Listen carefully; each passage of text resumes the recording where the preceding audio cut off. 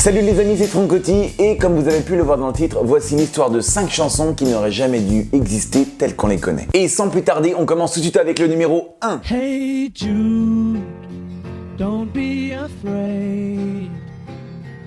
Ah, ce morceau légendaire des Beatles, Hey Jude. Mais c'est marrant, quand on écoute le morceau, la batterie n'est pas au début et elle arrive comme ça, par hasard, au bout de 50 secondes. Eh bien, sachez que ce n'était pas du tout prévu. Lorsque les Beatles ont commencé à enregistrer le morceau Hey Jude, le batteur, Ringo Starr, était aux toilettes. Et du coup, le temps qu'il revienne, s'installer à sa batterie et commencer à jouer, 50 secondes s'étaient écoulées.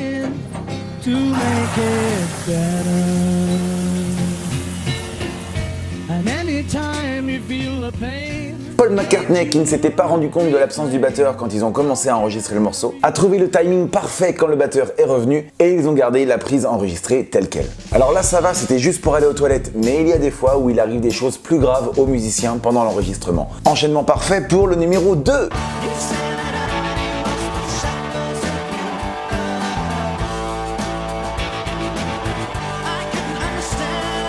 What's the Frequency Keenness du groupe R.E.M. Si on écoute le morceau en entier, on se rend compte que vers la fin, bizarrement, le rythme de la chanson ralentit sans raison particulière. Mais en fait, c'était la faute du bassiste, Mac Mills, qui souffrait pendant l'enregistrement d'une crise d'appendicite. Il a difficilement terminé le morceau, puis a été conduit juste après à l'hôpital. Et le groupe a décidé de ne pas refaire l'enregistrement. Et oui, il arrive des choses surprenantes même en studio d'enregistrement. Et c'est aussi le cas de la chanson numéro 3.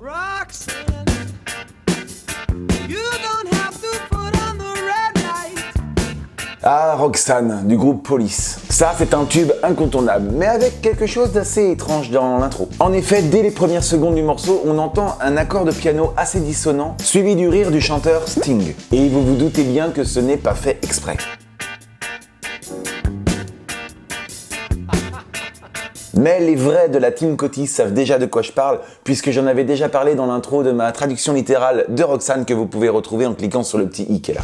En fait, pendant l'enregistrement, Sting est devant son micro, il s'apprête à chanter et décide de s'asseoir sur le piano qui est juste derrière lui, pensant que le couvercle du piano est rabaissé. Mais ce n'était pas le cas, ça a donc produit un accord très chelou et ça a fait rire le chanteur. Après avoir terminé l'enregistrement du morceau, ils ont réécouté la bande et ont trouvé que l'accord assez spécial entrait bien dans le mix. Ils ont donc gardé cette erreur qu'on connaît tous aujourd'hui. Je crois d'ailleurs que c'est le seul morceau au monde avec du piano joué par le cul de Sting.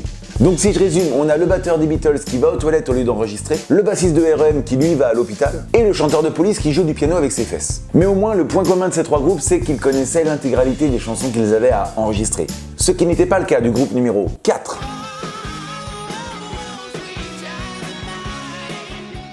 Sweet Child O' Mine des Guns N' Roses. Mais pourquoi, à la fin de la chanson, Axl Rose répète plusieurs fois Where do we go now, qu'on peut traduire par Où allons-nous maintenant, alors que ces paroles sont complètement hors sujet du reste de la chanson.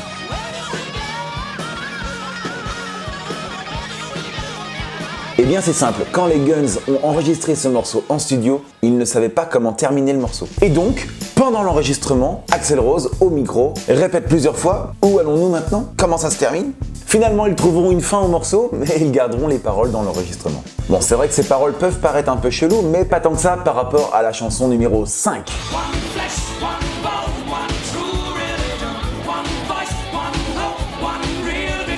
One Vision du groupe Queen. À la fin de la chanson, on s'attend à ce que Freddie Mercury chante Gimme, gimme, gimme One Vision, le titre de la chanson. Donne-moi, donne-moi, donne-moi une vision. Mais on entend Just gimme, gimme, gimme fried chicken. Donne-moi, donne-moi, donne-moi du poulet frit.